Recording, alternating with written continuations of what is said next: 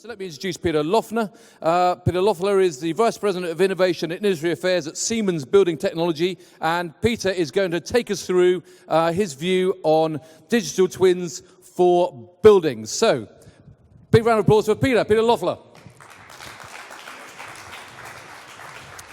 And once Peter's finished speaking and Mark's finished, we're going to do some Q&A. So get your questions ready, and I'm going to romp out there with some questions and also with a microphone to put it in front of you. So Peter, the floor's yours. Thank you, Anthony.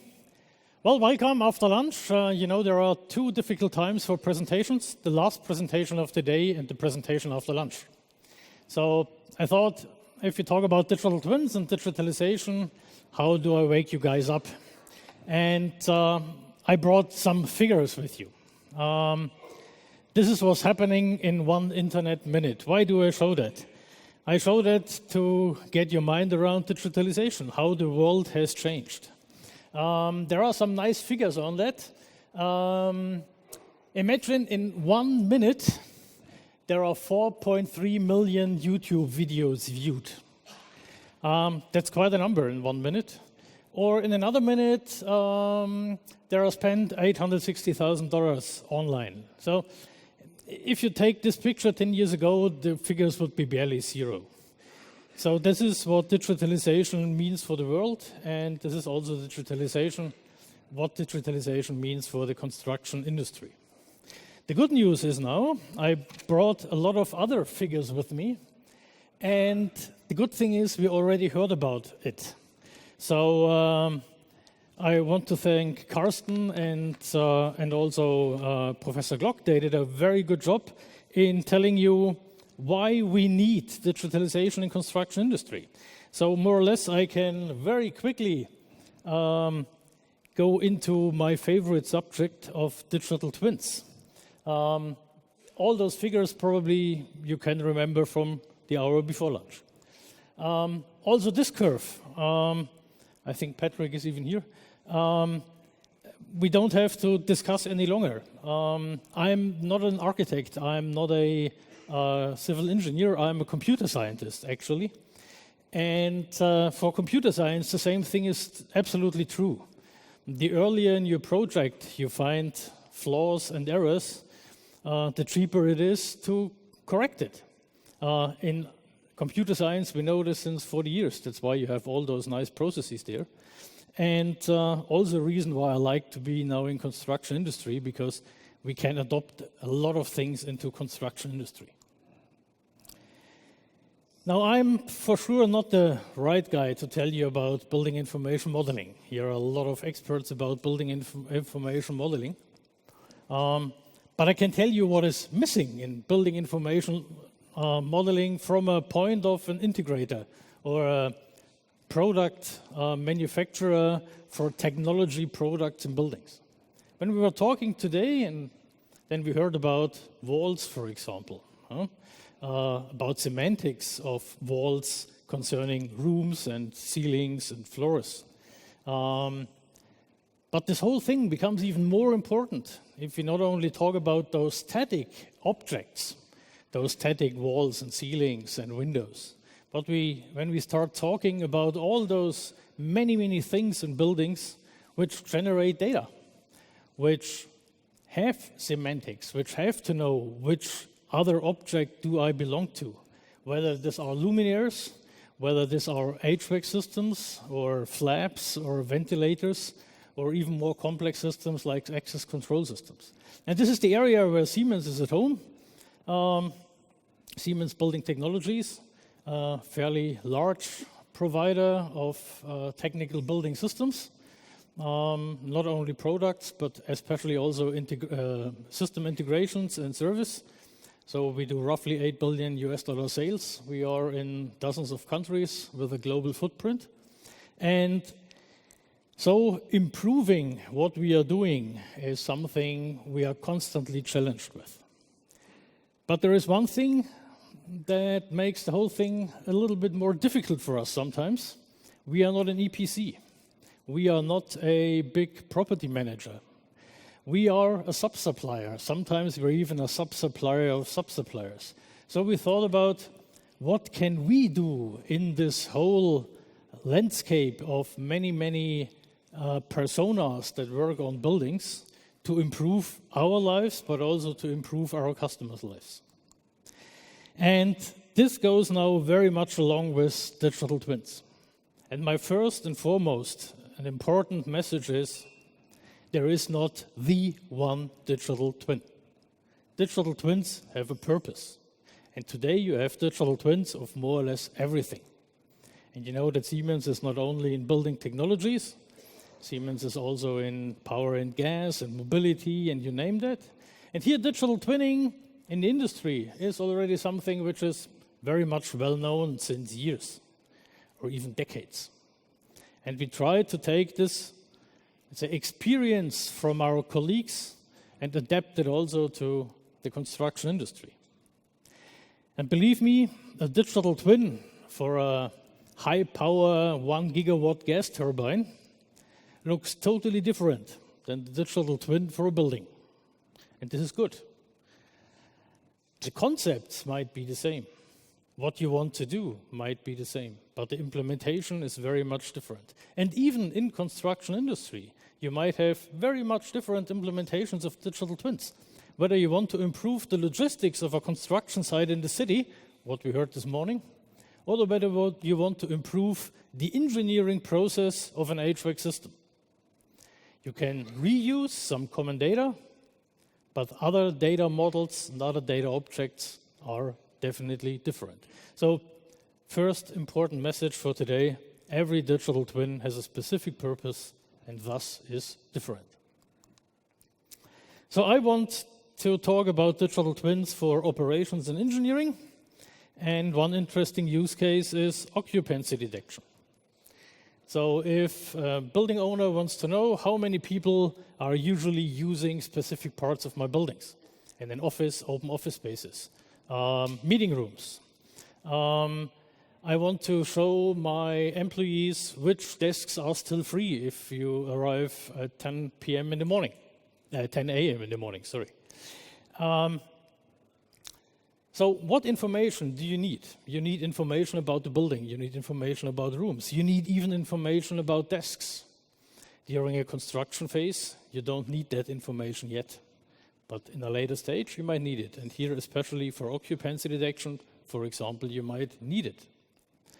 That you're able then to bring all this information from the sensors and from the physical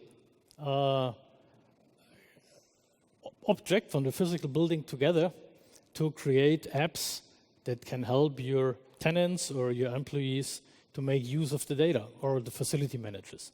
Which rooms do I have to clean? Are there rooms that haven't been used today? Another important topic in buildings is asset tracking. Imagine a hospital. You want to know where are my movable assets, a movable X-ray machine, movable ultrasonic machine.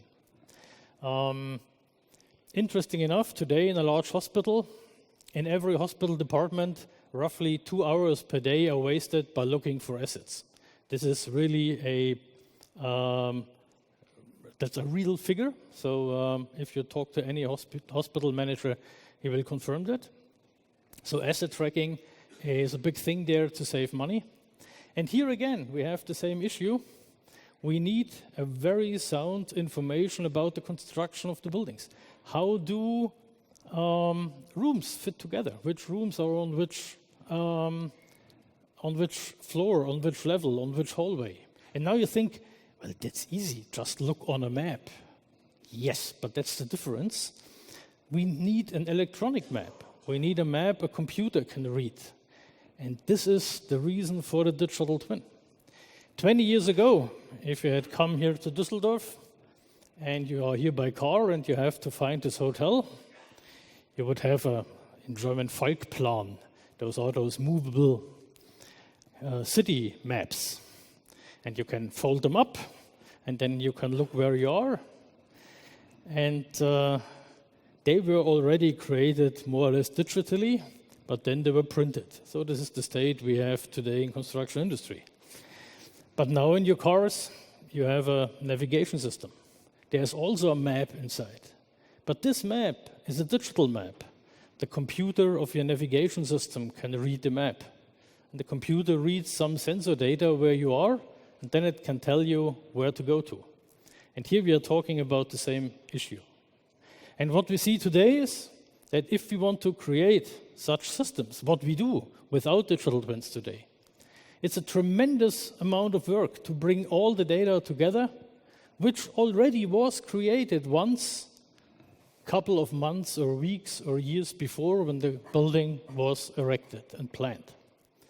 And this reuse of data, this comprehensive reuse of data, this seamless reuse of data, this is what the important thing is if I talk about digital twins.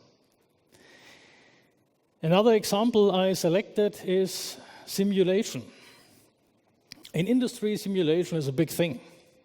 I come back to my example of gas turbines.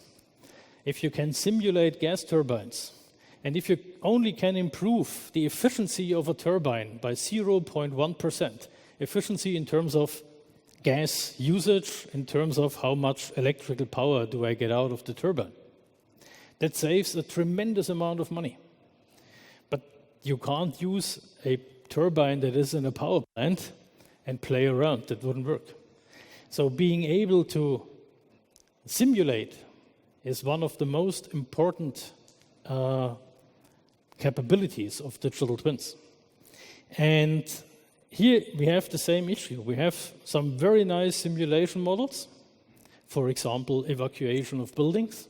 How many people do I get out in a certain time through a number of doors, through certain hallways? But it was simply too expensive to use because we always had to create a building model for every single building we wanted to offer that. Again, if we have digital twins that we can take from the first planning to the operations, then we more or less get those building models for free and can offer simulation for a much better price. Now, the next thing I want to dive into is how does that work? Now, what is a digital twin for a building? And here I want to use as an example Google Maps and Google Earth. Now, first question. Who does not know Google Maps or Google Earth? Yes, that's what I thought. So everyone knows it. What did they do? So Google created a digital copy of our surface of planet Earth. And they did a very good job with that. So they have a digitally readable model of all the cities, all the roads, all the lakes, all borders, all city lines, whatever you can imagine. So this is the infrastructure, more or less, of our planet. Then they put buildings on that. You can see these gray shades here. Those are buildings. So the next thing they did is they brought to us this whole thing in various views. That's a typically 2D view, but they also have 3D views. You can tilt and turn and everything. And they have even such nice things like street view. So that then looks for us like you would walk through the city. So by the way, this is our headquarters in Munich. And then they put those little dots on top. This can be more or less everything. This can be a hotel, can be a mall, a grocery store, a restaurant, a petrol station, so whatever. So those are assets put on top of this planet. And every asset has a specified location. So we know exactly where this asset is. And the next thing is, they have a description for this asset, so that everyone who's interested can have a look at it. And the third thing is, they even have information, dynamic information for that asset. Now, in this case, it's only the opening times, but for a petrol station, the dynamic information is what is the gas price. For a hotel, the dynamic information is, are there rooms available in a certain time frame? What is the cost for this room in a certain time frame? In a mall, it could be a certain promotion. So they have three types of data. They have spatial information, they have asset information, and they have real-time information. And they use this information very, very wisely to help us dealing with our daily lives. Well, then we thought, that's a pretty good approach. Can we use the same approach for buildings? And I must say, yes, we can. Because what do we have? We have 2D maps in our buildings. We have 3D maps. We can have 3D maps. And we also can create this nice kind of indoor navigation stuff. So this is made by Nevis, a company who is also here, also a sponsor, where you scan and take pictures of your environment.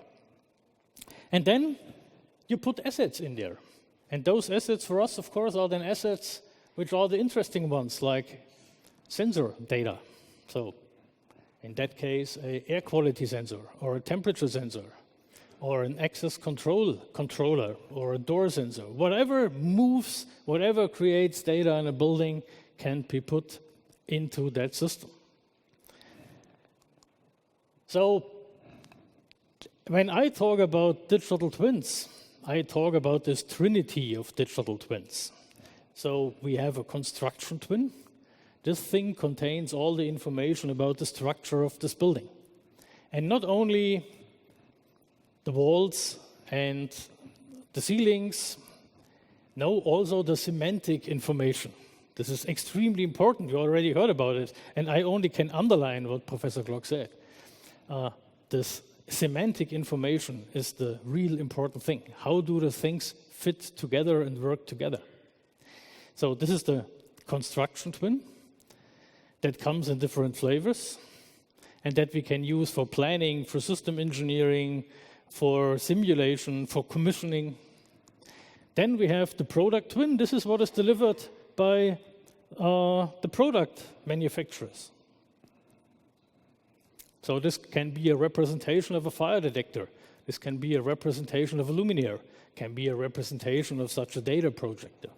So whatever, or the representation of a door, also of that kind of objects. And that comes then with all the specific data. Unfortunately, today it doesn't come very often with semantic information.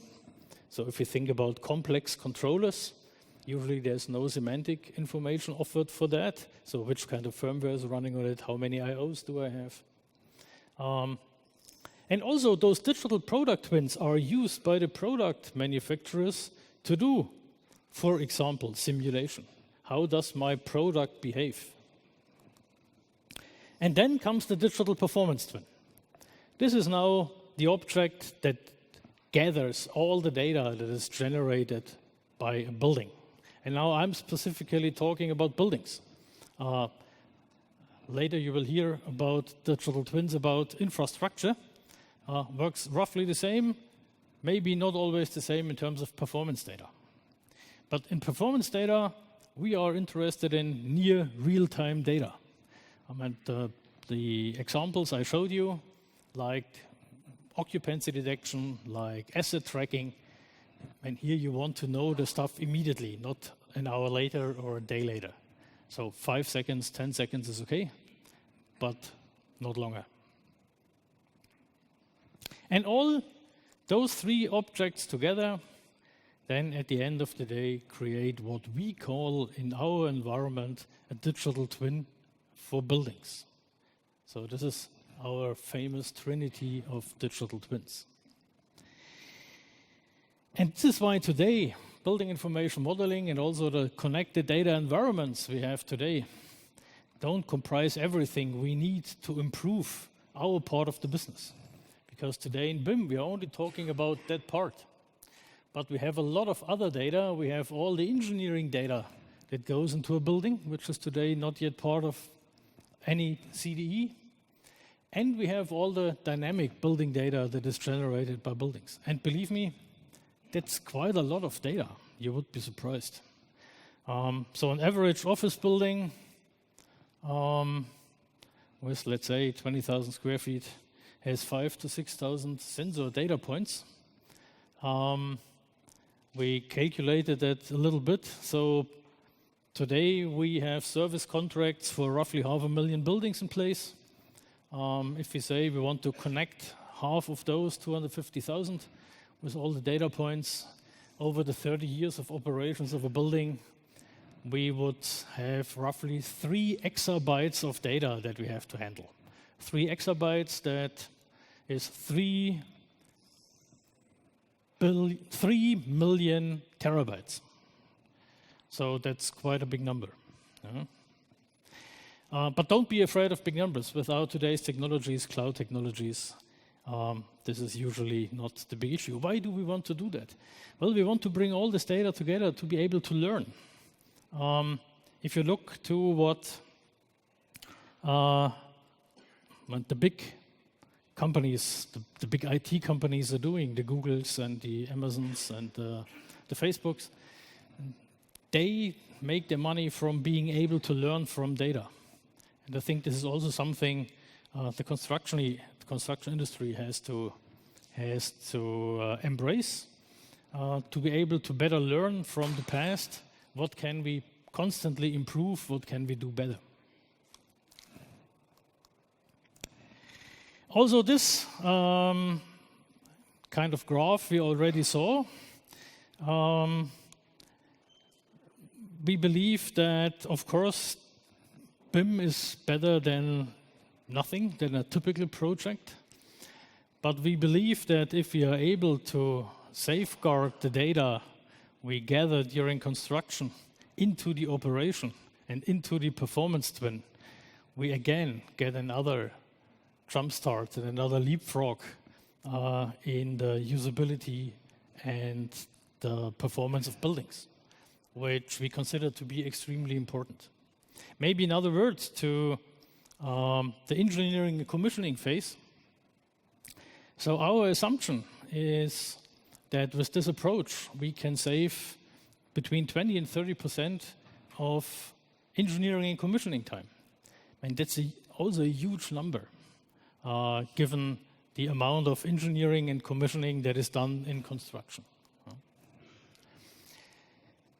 So the digital twin for us begins in the early planning with a product twin that we can reuse. Unfortunately, here also, life is not perfect.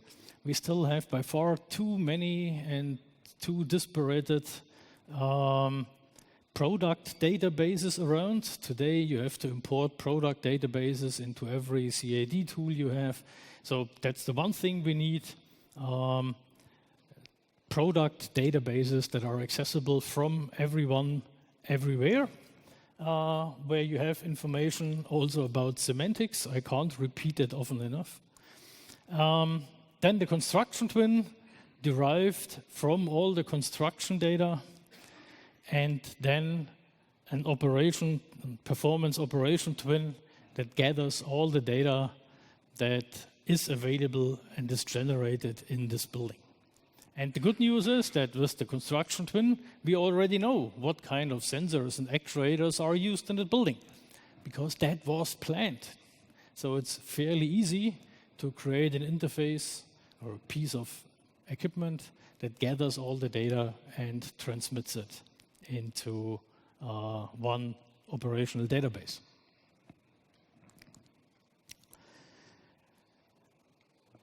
So to wrap it up in terms of what is it good for, first it's a single source of truth. Single source of truth, what happened in construction, and a single source of truth, what will happen in the computer-aided facility management. All applications, all customer-facing applications use the same maps. They only create maps once. Today, we create maps for the buildings and for our systems 5, 6, 7, 8 times. It's the basis for all the analytics that we can run on this kind of data. We can share this data by universal application programming interfaces. So everyone who has the need for data, be that construction data or be that operational data, can share it via those interfaces. We see a by far faster time to market for new applications. You need less domain know-how by creating applications. Domain know-how today for us is a huge issue. If you want to create an app today that helps your customers doing something in a building, then usually you need experts. You need a BACnet expert, you need a Connex expert, you need a DALI expert. With that kind of digital twinning, we can totally decouple the technical structure of a building from IT interfaces. So more or less you can use every computer scientist to create nice applications in hackathons, for example. We also heard about hackathons today. So that might sound to you a little bit science fiction or a little bit far away from construction industry, but it is not. Also the operations of buildings is part of construction industry. And also being able to feedback what we learned about construction into new construction, I think this feedback loop is extremely important.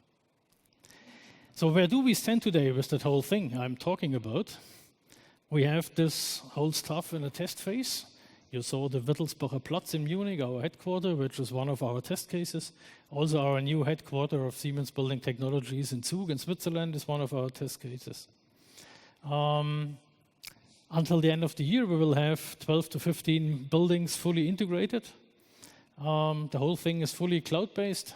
We can regionally distribute the data, so it's not necessary in one cloud. We can distribute it all over the world because we have certain legislational issues that, for example, data from China has to reside in China, so we can use the Chinese cloud. We can also use a US cloud, a German cloud, whatever. Today, we use it primarily for our internal efficiency, but what we learned in the last half year makes us believe that sharing this kind of information, sharing this kind of knowledge even increases the value. One reason why we also engaged here in buildingSMART. And so concerning the next steps, we will make it available for third party. We will evaluate more customer-centric use cases. And we will bring it together even in more close alignment with the IFC standards. So what we use today, technically, we create an IFC model for every building that we digital twin.